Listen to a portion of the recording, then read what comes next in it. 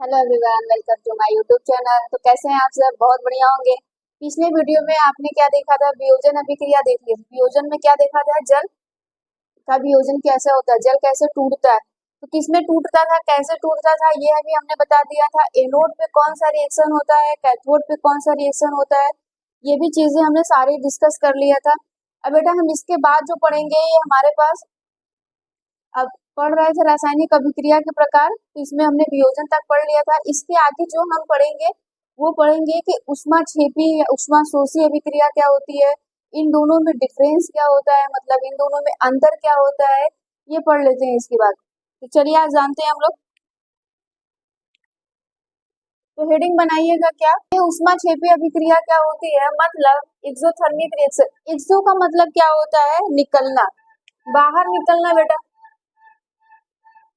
एक्सो का क्या मतलब होता है? बाहर निकलना। थर्मिक का मतलब क्या है? हीट, है ना। थर्मिक का क्या मतलब है? हीट का निकलना। तो इसका मतलब ये हो सकता है कि आप ये बोल सकते हो ऐसी रासायनिक अभिक्रिया जिसमें ऊष्मा क्या हो, बाहर निकले, या हीट क्या हो, बाहर निकले, उसे हम क्या कहेंगे? ऊष्माक्षेपी अभिक्रिया। क्या कहेंगे बेटा? ऊष्माक्षेपी अभिक्रिया। तो इसका डिफिनीशन लिखिएगा, ऐसी रासायनिक अभिक्रिया जिसमें ऊष्मा ऊष्मा निकले, उसे ऊष्माक्षेपी कहेंगे। यस, ऊष्माक्षेपी अभिक्रिया कहते हैं। यहाँ तक क्लियर हो पा रहा है ना कि मतलब क्या होगा? ऐसी रासायनिक अभिक्रिया जिसमें ऊष्मा बाहर निकले उसे हम क्या कहेंगे? ऊष्माक्षेपी अभिक्रिया कहेंगे। अब जरा सा एग्जांपल इसके क्या क्या क्या हो सकते हैं। मतलब ये कि ऐसी रासायनिक अभिक्रिया होगी जो क्या होगा बेटा?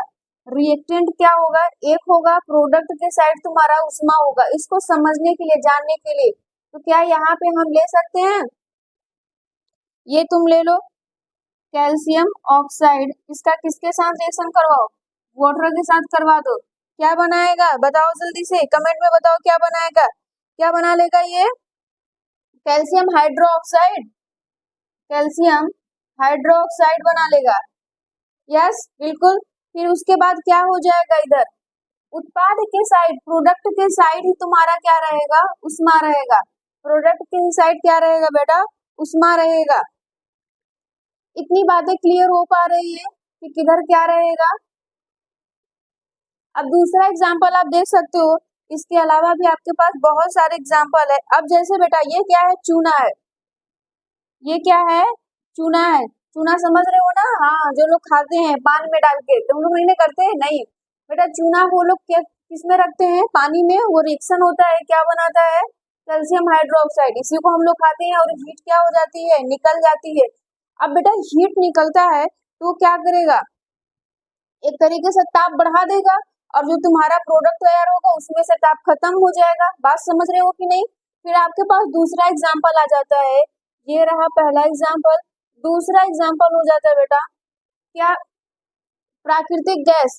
खाना बनता है ना सबके घर, तो प्राकृतिक गैस बेटा, ये कह सकते हो कि प्राकृतिक गैस का दहन जब हम करवाते हैं तो क्या होता है? वो कौन सी अभिक्रिया है? ये पूछा गया एग्जाम में, कभी कभी पूछ सकता है, तो इसको इम्पोर्टेंट करके लिख लेना।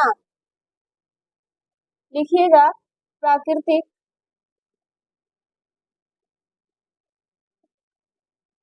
गैस का दहन। दहन क्या होता है बताओ जल्दी से। दहन भी बताए थे कि दहन क्या होता है। बेटा दहन का मतलब क्या? जलना। यस। और किसके उपस्थिति में जलेगा? ऑक्सीजन की उपस्थिति में।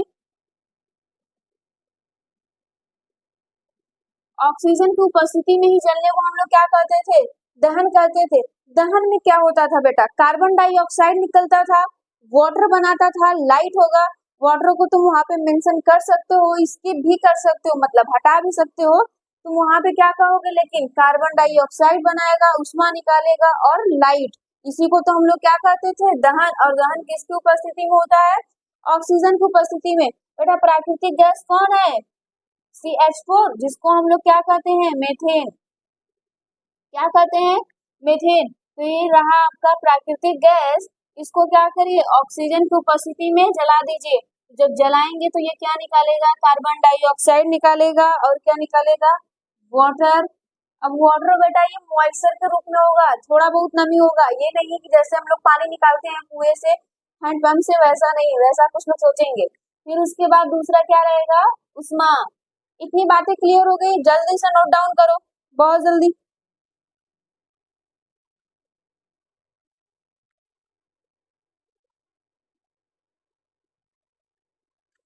हो गया है तो जल्दी से नोट करिए, जल्दी जल्दी। अब बेटा आपके पास और भी कुछ पूछ लिया जा सकता है, चलो उसको देखते हैं। यस, हो गया। अब आपसे ये पूछ लिया जाता है कि श्वसन कौन सी अभिक्रिया है। श्वसन आपसे पूछ लिया जाएगा कि श्वसन कौन सी अभिक्रिया है, कौन सी रासायनिक अभिक्रिया है, तो क्या कहोगे बेटा? ऊष्माक्षेपी। होता क्या है श्वसन?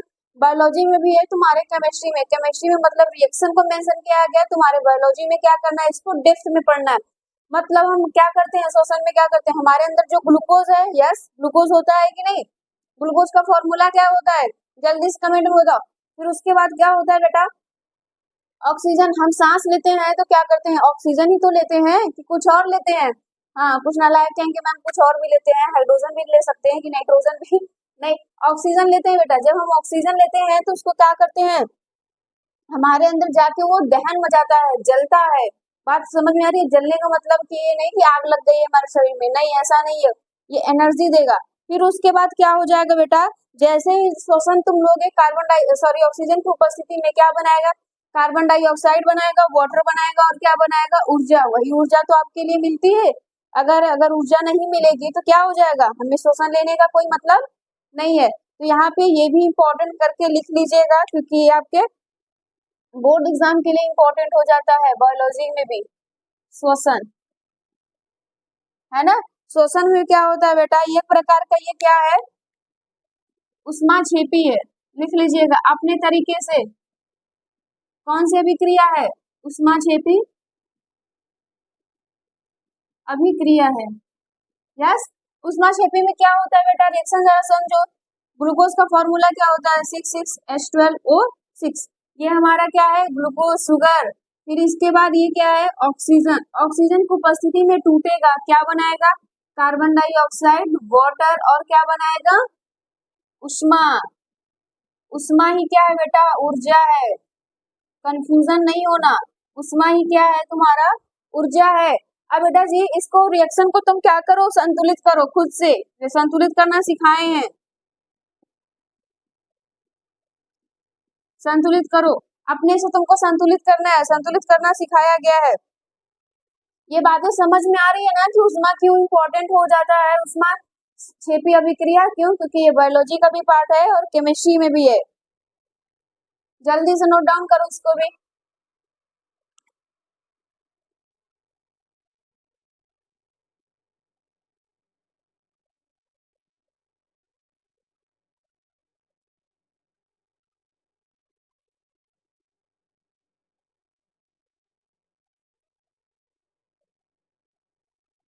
चलो अब हम लोग आगे बढ़ते हैं। अब हमारे पास दूसरा रिएक्शन कौन सा आता है? दूसरा रिएक्शन आता है बेटा उष्मा शोषी अभिक्रिया, एंडोथर्मिक रिएक्शन। एंडोथर्मिक का मतलब, एक्सो का मतलब क्या हुआ था? हीट का बाहर निकलना। एंडो का क्या मतलब होगा? हीट का देना। बिना हीट को दिए हम किसी रिएक्शन को करवा नहीं सकते। जैसे कुछ इसमें से बहुत नालायक होंगे, है ना? अब यहाँ पे क्या करेंगे? कार्टून लगा के देखेंगे। खैर तुम लोग कार्टून तो देखोगे नहीं क्योंकि बड़े हो गए, तुम लोग तो कुछ और देखोगे, है ना? जब उनसे देखेंगे तो उनसे अगर कोई, उनकी मम्मी क्या बोले कि जाओ मार्केट से दूध लेकर आओ, इग्नोर करेंगे ना, हम तो जाएंगे ही नहीं, है ना? एक बार दो बार इग्नोर करेंगे, जब तक कि उन्हें क्या दिया जाए? घूस ना दिया जाए, जब तक उन्हें लालच ना दिया जाएगा कि जा तू 10-5 रुपए ले ले, खा ले, फिर उसके बाद ही तू जा काम कर, तो ऐसे होंगे। तो वहां पे करते हैं बेटा, तो उनको क्या किया जा रहा है? उष्मा, ऊर्जा दी जा रही है। ऊर्जा वो पैसे के रूप में है? वो उष्मा दी जा रही है। या फिर बोल दिया जाएगा कि चलो काम ही कर दो, 1 घंटा मोबाइल एक्स्ट्रा चला लेना, तो और भी मगन हो जाओगे, तो उसमें क्या होता है बेटा, हमें उष्मा पहले देना होगा।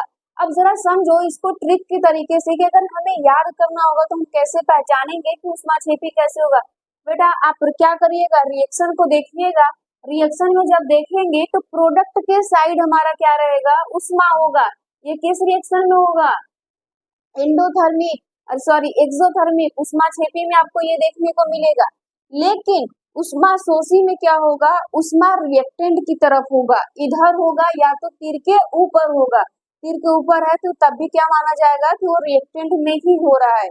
बात क्लियर हो पा रही है, पहचानने का तरीका क्या होता है, तो इन सब से कंफ्यूजन नहीं होना, आप याद कर लो इसके लिए कि इसके लिए है तो ट्रिक में क्या रहेगा बेटा, रासायनिक अभिक्रिया की तरफ में लिख लो।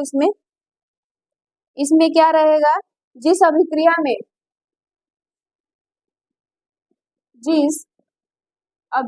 में उत्पाद की तरफ उष्मा हो उसे क्या कहेंगे बेटा, उष्माक्षेपी।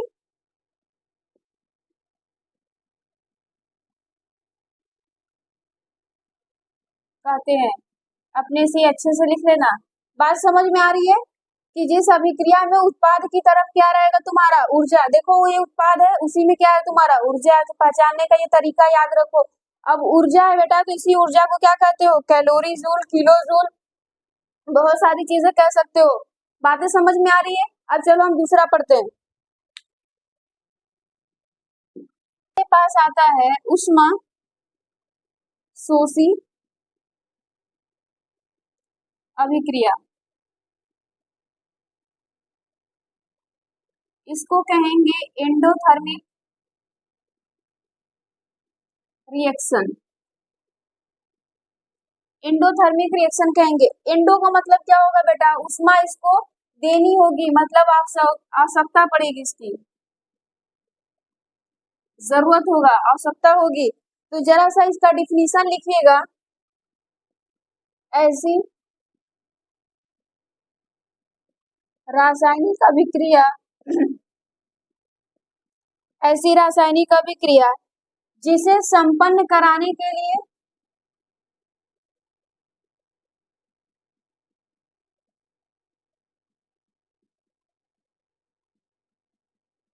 उष्मा की आवश्यकता होती हो उसे क्या कहेंगे बेटा, उष्मा शोषी अभिक्रिया कहते हैं। यस, उसको क्या कहते हैं, उष्मा शोषी अभिक्रिया। अब बेटा उष्मा शोषी अभिक्रिया को पहचानोगे कैसे, बता दो। इसमें क्या था तुम्हारा, क्या रहेगा, ट्रिक में लिख लेना। अभिकारक के साइड तुम्हारा ऊर्जा होगा या उष्मा होगा, अभिकारक की तरफ उष्मा होगा। बात समझ में आ रही है। अब एग्जाम्पल लिख लीजिए। एग्जाम्पल आपके पास बहुत सारे हो सकते हैं। ये क्या है, कैल्शियम कार्बोनेट है ना, संगमरमर वाला ये है। फिर उसके बाद क्या रहेगा बेटा, तुम्हें एनर्जी देनी पड़ेगी। तुम यहाँ पे चाहे उष्मा लिखो या फिर ऐसे ऊपर उष्मा लिख दो, बात एक ही होगी। या फिर तुम ये डेल्टा भी ऐसे बना सकते हो। इसमें क्या होगा बेटा जरा बताओ, ये टूटेगा, किसमें टूटेगा, कैल्शियम ऑक्साइड, यस, और उसके बाद कार्बन डाइऑक्साइड में टूटेगा। बातें समझ में आ रही। अब इस रिएक्शन को अगर तुम ध्यान से देखोगे तो तुम्हें एक चीज जरूर समझ में आएगा कि कौन सा रिएक्शन है बेटा। जरा ध्यान से देखो तो बोला जाता है कि जिधर अभिकारक एक हो और उत्पाद में दो या दो से अधिक भागों में टूट जाए, उस रासायनिक अभिक्रिया को हम लोग क्या कहते हैं, वियोजन अभिक्रिया। बिल्कुल, इसका मतलब ये है कि उष्मा शोषी कौन सी अभिक्रिया है, वियोजन अभिक्रिया। यस, कमेंट में बताओ चीजें समझ में आ रही है। तो ये कौन सा रिएक्शन है, इसको बोल सकते हो कि ये एंडोथर्मिक रिएक्शन जो होता है वो डीकम्पोजिशन रिएक्शन भी होता है। आपके पास नेक्स्ट एग्जांपल है, और भी एग्जांपल ले लो। अब ये रहा,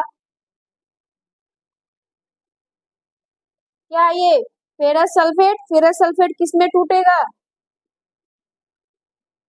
ये इसमें और इसमें। ये पिछले बार करवाए थे, पिछले लेक्चर में तो बताए थे ये कहाँ पे इंपॉर्टेंट बन जाता है, यहाँ पे। ये वेरी वेरी इंपॉर्टेंट क्यों? क्योंकि एग्जाम में ये पूछ लिया जाता है, इसको इंपॉर्टेंट कर लो। बात समझ में आ रही है? ये सब किसका है? सब में उष्मा दिया जा रहा है या ताप दिया जा रहा है बेटा, नोट करो इतना।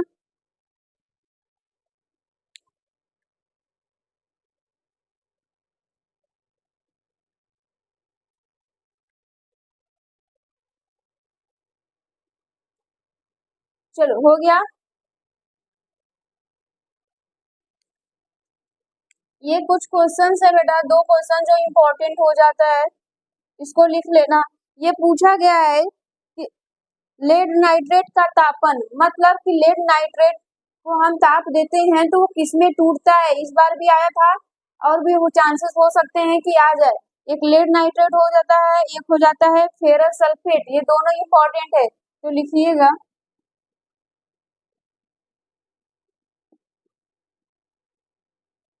लेड नाइट्रेट का तापन, तापन का मतलब ही क्या होगा बेटा? वियोजन अभिक्रिया, इसको तुम बोल सकते हो एंडोथर्मिक, और डिकम्पोजिशन,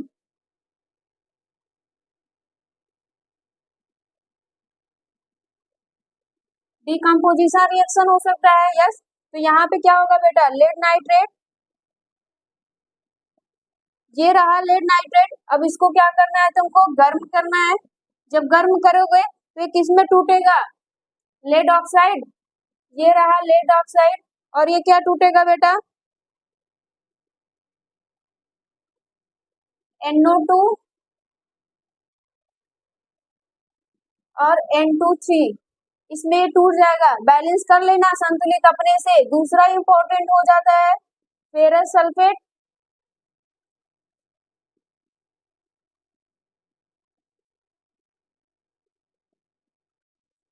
फेरस सल्फेट का तापन, तापन का मतलब ही समझ रहे हो क्या होगा? ये रहा आपके पास फेरस सल्फेट, ये टूटेगा, गर्म करिए।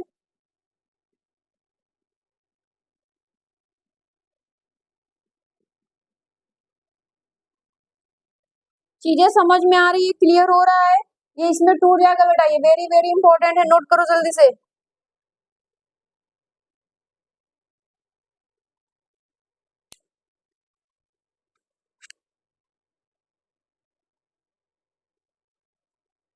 चलो आगे बढ़ते हैं,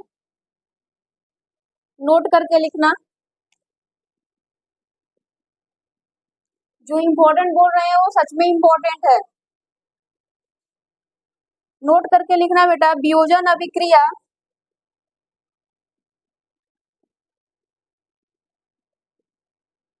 वियोजन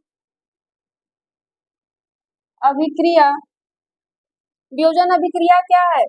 उष्मा शोषी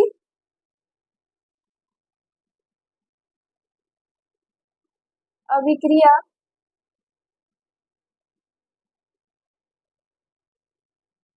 होती है।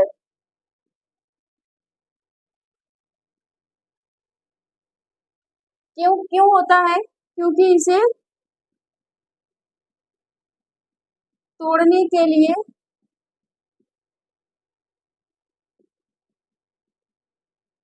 ऊर्जा देनी पड़ती है। बात समझ में आ रही है? अब आपको किसी को तोड़ना होगा तो आप अपनी एनर्जी लगाएंगे ना। हाँ, जब कभी लड़ाई कर लोगे, किसी को तोड़ना होगा तो आप अपनी एनर्जी लगाओगे, तो यहीं पे यही चीज होता है बेटा। उसको तोड़ने के लिए हमें क्या देना पड़ता है? ऊर्जा देना पड़ता है।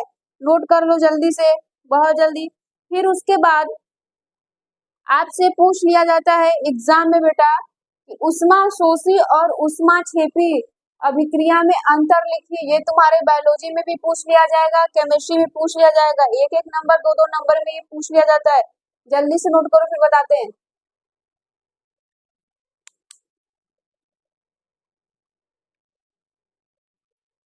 चलो हमारा उष्माक्षेपी और उष्माशोषी अभिक्रिया। उष्माक्षेपी में क्या होता था बेटा, उष्मा निकलती थी और इसमें उष्मा क्या होता था, देना होता था। मतलब इसको लिख लेना अपने तरीके से, हम बस यहाँ पे लिख रहे हैं।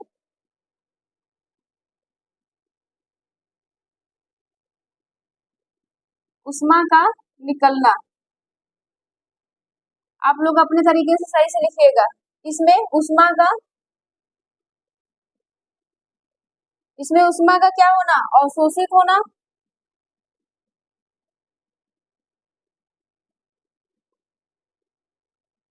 यस, फिर उसके बाद दूसरा बेटा क्या हो जाता है, अब उष्माक्षेपी है, जहाँ पे उष्मा निकल रहा है, जैसे तुम किसी बर्तन में पानी गर्म करो, बर्तन जलने लगता है, बिना कपड़े को उसको छू दो, कहीं ध्यान में तुम्हारे कुछ और चलेगा, दिमाग में कुछ और चलेगा ना, हाँ चलता ही होगा। जैसे तुम बर्तन छू दोगे फिर उसके बाद क्या हो जाएगा, समझ में आ रहा है, समझ सकते हो क्या हो सकता है, तुम्हें वो जलेगा बेटा, ठीक है। तो इसका मतलब ये क्या है कि उष्मा बाहर निकल रही है, बाहर निकल रही है तभी तो वो बर्तन क्या हो रहा है, गर्म हो रहा है। तो इसका मतलब ये है कि जब उष्मा क्षेपी अभिक्रिया होती है तो क्या होता है, वातावरण का ताप बढ़ जाता है। यस, यह अभिक्रिया वातावरण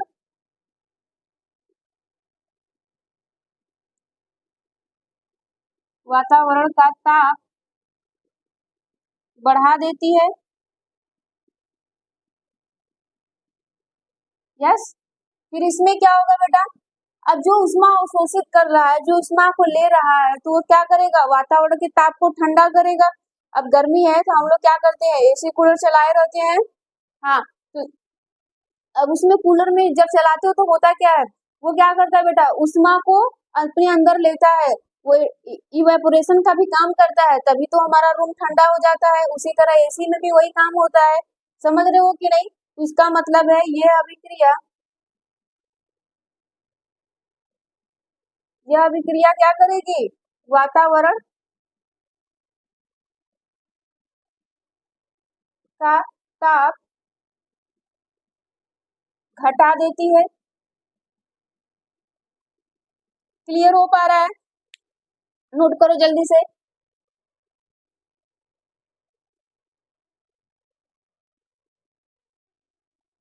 चलो उम्मीद करते हैं कि बहुत अच्छे से समझ में आया होगा। जो भी अगर क्लियर होगा, कोई भी डाउट होगा तो कमेंट में जरूर बता देना। आज के लिए इतना रहने देते हैं, अच्छे से पढ़ना, ठीक है, थैंक यू।